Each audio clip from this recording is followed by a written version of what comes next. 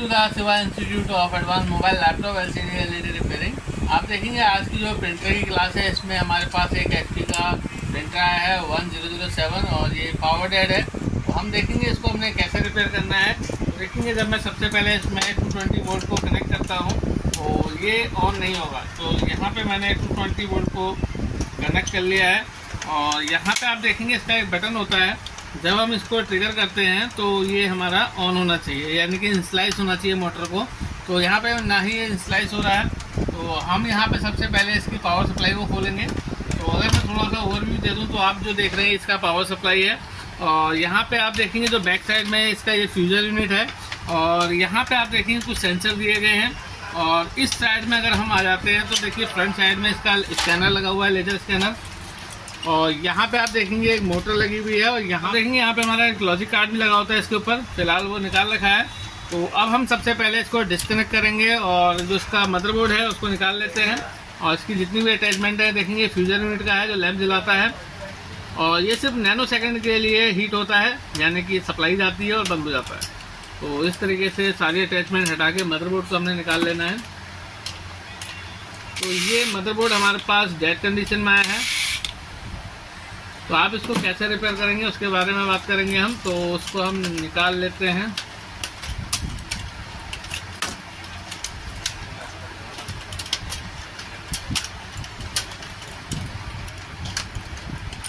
देखिए इसकी ज़रूरत हमें है नहीं।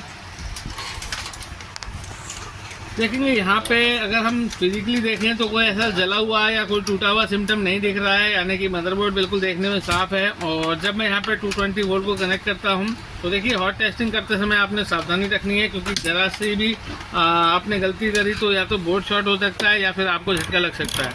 तो इस समय मैं मल्टीमीटर को AC रेंज पे रखूँगा और यहाँ पे सबसे पहले देखेंगे कि क्या मेरी AC इन हुई। तो देखिए यहाँ पे मेरे को अभी जो वोल्टेज मिल रही है वो देखेंगे 243, इसका मतलब है वोल्टेज इन हो रही है, पावर केबल भी ओके है। इसके बाद हमें देखना है कि जो हमारा ब्रिज रेक्टिफायर है यहाँ पे मेरा 220 वोल्ट आ रहा है कि नहीं आ रहा है। तो देखेंगे यहाँ जब मैं यहाँ पे रखता हूँ तो मुझे यहाँ पे कोई भी वोल्टेज नहीं मिल रही। तो इसका मतलब ये है कि इसके प्राइमरी सेक्शन में प्रॉब्लम है। तो मैं AC को डिस्कनेक्ट कर देता हूँ और यहाँ पर जो इसकी लाइन है, यानी कि AC की जो लाइन है वो ब्रिज रेक्टिफायर तक पहुँच रही कि नहीं पहुँच रही उसको चेक करूँगा। तो देखेंगे सबसे पहले अगर मैं इस वायर को लूँ, यानी कि जो मेरे कनेक्टर की ये वाली इनपुट है, मैं मल्टीमीटर को B पॉइंट पे रख लेता हूँ और जब मैं यहाँ से यहाँ रखता हूँ तो आप देखेंगे यहाँ से यहाँ बीप आ रही है। इसका मतलब ये है कि ये मेरी जो लाइन है यहाँ से यहाँ क्लियर है। तो AC इस ब्रिज रेक्टिफायर के पास तो आ रही है एक पोल, और अगर मैं दूसरे पोल को लेता हूँ तो देखिए ये यहाँ पे ब्रेक है, यानी कि यहाँ से यहाँ नहीं आ रही है। तो इसके ट्रैक में आप देखेंगे अगर मैं यहाँ से इसको ट्रेस करूँ तो देखिए यहाँ से यहाँ आ रहा है और यहाँ पे लगा हुआ है मेरा लाइन फिल्टर। मैं थोड़ा सा ओवरव्यू दे देता हूँ। इसका जो फ्यूज़ लगा हुआ है इसके अंदर लगा हुआ है और ये हमारा पैरेलल में कैपेसिटर है, ये लाइन फिल्टर है, फिर से पैरेलल में कैपेसिटर है, ये ब्रिज रेक्टिफायर और ये NTC और कैपेसिटर। यहाँ पे AC टू DC का कन्वर्जन दिया गया है। जैसी ये DC बनती है तो यहाँ पे जो हमारा आप देख रहे हैं एक मॉसफेट लगा हुआ है और ये स्विचिंग मॉसफेट है।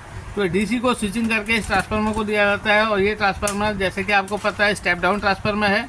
और यहाँ पे जो DC की पल्स बनाई गई है वो स्टेप अप होके स्टेप डाउन होके आउटपुट में निकलती है। तो आप देखेंगे आउटपुट में जो हमारे डायोड लगे हैं वो एक तरफ 5 वोल्ट और एक तरफ 24 वोल्ट करीब बनाते हैं। तो ये प्रॉब्लम यहाँ पे ये है कि हमारी जब ब्रिज रेक्टिफायर में AC टू DC कन्वर्ट नहीं हुआ तो वो ऑन भी नहीं होगा। तो हमने इसको रिपेयर करना है। तो देखिए यहाँ पे हमारा ये लाइन फिल्टर लगा हुआ है। तो हमने लाइन फिल्टर को चेक करना है। लाइन फिल्टर के 4 पोल होते हैं। देखिए अगर मैं इसको यहाँ से यहाँ रखूँ तो बीप दे रहा है, इसका मतलब लाइन फिल्टर मेरा ओके है। देखिए यहाँ से ब्रिज रेक्टिफायर से यहाँ से पार हो गया। सेम कंडीशन देखिए यहाँ पे, यानी कि मेरा लाइन फिल्टर ओके है। इसके बाद अगर मैं इस लाइन को पकड़ूँ, देखिए ये लाइन यहाँ आई, यहाँ तक कंटिन्यूटी बीप आ रही है मुझे, लेकिन यहाँ से यहाँ पे मुझे बीप नहीं आ रही। इसका मतलब यहाँ पे फ्यूज उड़ा हुआ है। तो बात फ्यूज मारने से ओके नहीं होगी, क्योंकि यहाँ पे फ्यूज इसीलिए ओपन हुआ है कि कोई ना कोई सिस्टम में शॉर्टिंग रही होगी, है ना। तो यहाँ पे हम क्या करने वाले हैं, सबसे पहले ब्रिज रेक्टिफायर को चेक करते हैं। तो सबसे पहले अगर मैं इनपुट से इनपुट को देखूँ तो कोई बीप नहीं है इसके अंदर, और अगर मैं इनपुट और आउटपुट का देखूँ तो यहाँ पे बीप आ रहा है। इसका मतलब ये है कि मेरा ब्रिज रेक्टिफायर में शॉर्टिंग है, देख सकते हैं आप, यानी कि इनपुट और आउटपुट में फुल्ली बीप आ रही है।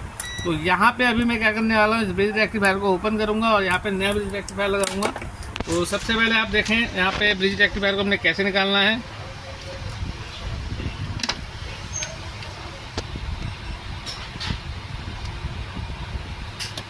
तो यहाँ पे मैंने थोड़ा सा शोल्डर लगा लिया है ताकि मैं इसको इजी वे में निकाल सकूँ।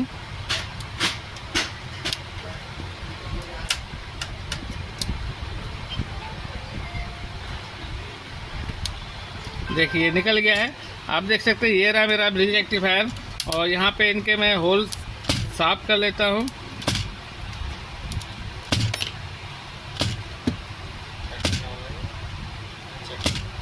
देखिए यहाँ पे मैंने इनके जो होल हैं वो क्लियर कर लिए हैं। और अब बात आती है इस ब्रिज रेक्टिफायर को चेक करने की।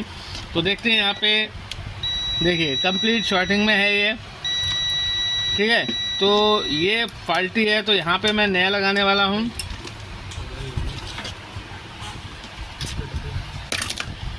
तो यहाँ से आप देखेंगे मेरे पास एक सिस्टम और है, उससे निकाल लेता हूँ, लेकिन निकालने से पहले चेक कर लेता हूँ। हालांकि ये ओके ही होगा, तो देख लेते हैं।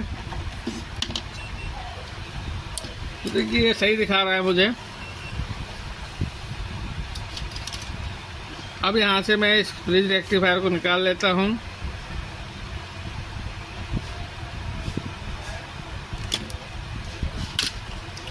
तो देखिए यहाँ पे आगे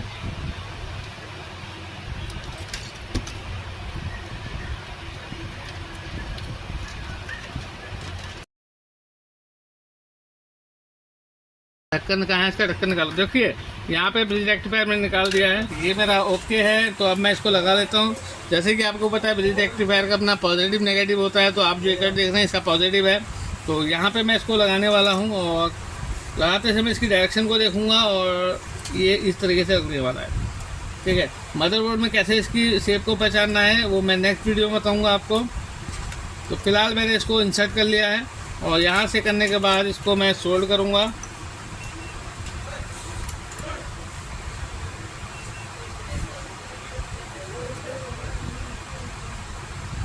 सोल्डरिंग आपने अच्छे से कर देनी है इसकी।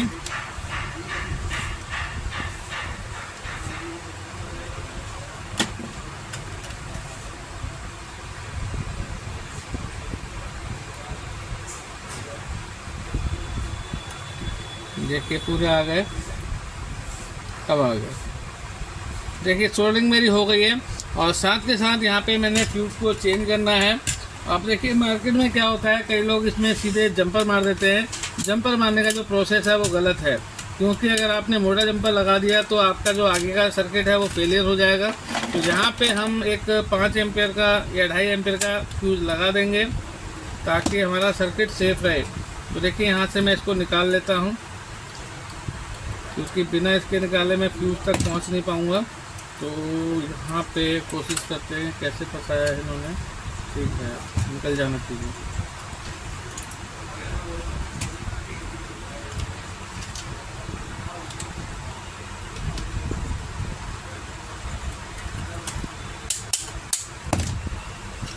देखिए यहाँ से मैंने ये निकाल लिया है और ये रहा इसका फ्यूज़। और जैसे कि आपको पता है फ्यूज़ की टेस्टिंग है, बीप पॉइंट पे बीप देगा तो ओके है। तो देखिए यहाँ पे फ्यूज़ मेरा ओपन है।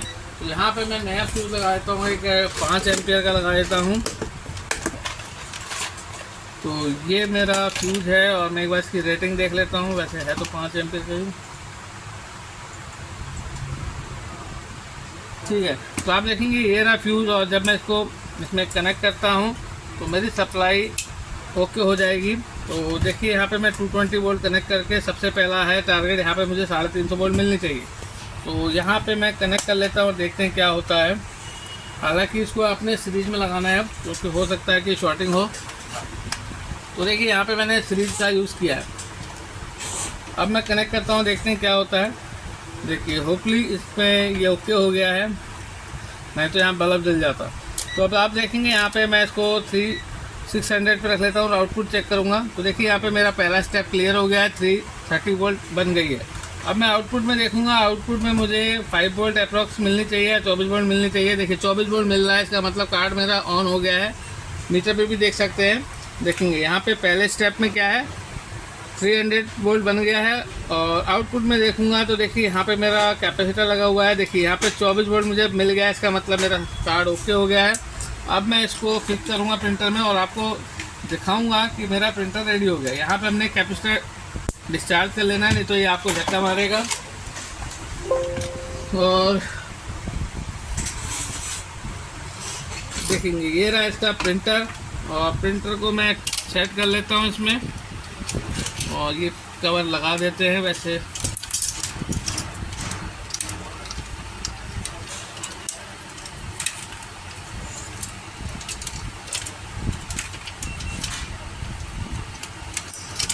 तो आप भी इस तरह के काम को सीखिए और अपने लिए अच्छी अर्निंग कर सकते हैं।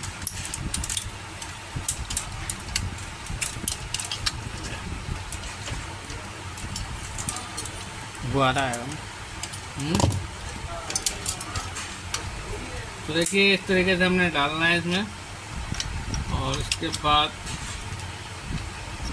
जैसे ही इसमें फिक्स होता है तो हल्के हल्के पिनों को टेढ़ा कर देना है, और ये हमारा फिक्स होगा। तो देखेंगे क्या हमारा प्रिंटर रेडी हुआ कि नहीं हुआ। हालांकि ये प्रिंटर डेफिनेट रेडी हो गया है।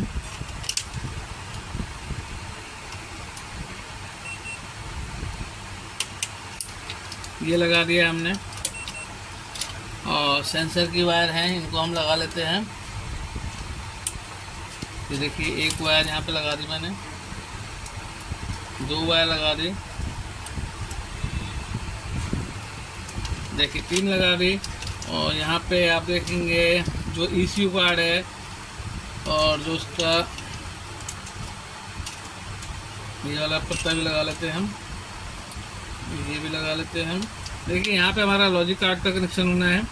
अब मैं इसमें कुछ स्क्रू लगा लेता हूँ, और देखेंगे कि क्या ये रिपेयर हुआ।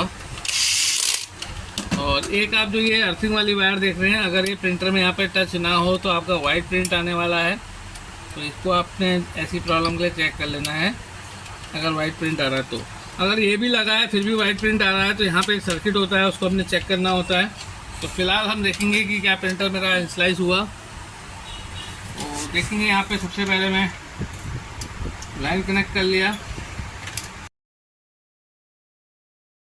देखेंगे यहाँ पे कट की साउंड आई है अभी, तो मैं एक बार लाइन डायरेक्ट दे लेता हूँ इसको।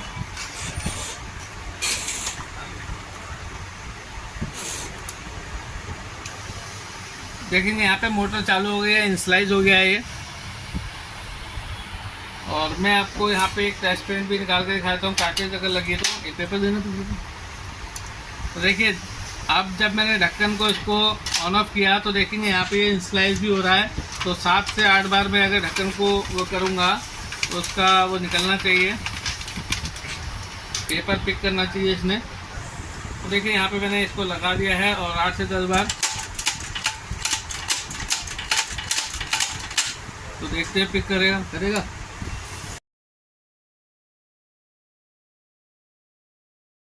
तो देखिए एक बार इनिशियलाइज होकर रुकेगा ये, और फिर पिक करेगा। देखिए स्टार्ट हो गया, ये पिक कर लेगा, डेफिनेट पिक करेगा ये। देखिए पेपर ले लिया मैंने, पेपर पिक करा दिया, ये पेपर देखिए निकल गया। और देखिए यहाँ पे कार्ट्रिज में कोई प्रॉब्लम होगी, इसीलिए ये प्रॉपर नहीं आ रही है। और दोबारा देख लेते हैं एक बार। फिलहाल टेस्ट प्रिंट आप ले सकते हैं इस तरीके से। मैं एक बार कार्ट्रिज को निकाल के दोबारा से इंसर्ट कर लेता हूँ।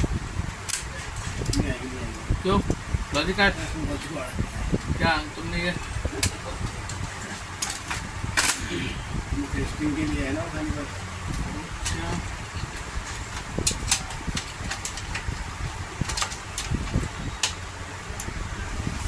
तो फिलहाल एक बार और देखता हूँ, नहीं तो मेरा जॉब जो है डन हो गया है। यहाँ पे मेरे पास तो केवल सप्लाई के लिए आया था 1 2 3 4 5 6 7 8। तो देखते हैं ये पेपर पिक करेगा।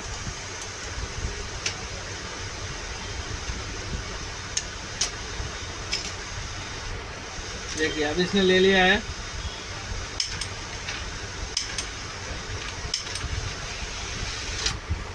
अरे तो ठीक है, आपने देखा कि किस तरीके से हमने कितने इजी वे में प्रिंटर को रिपेयर किया। पूरा वीडियो देखने थैंक यू, धन्यवाद।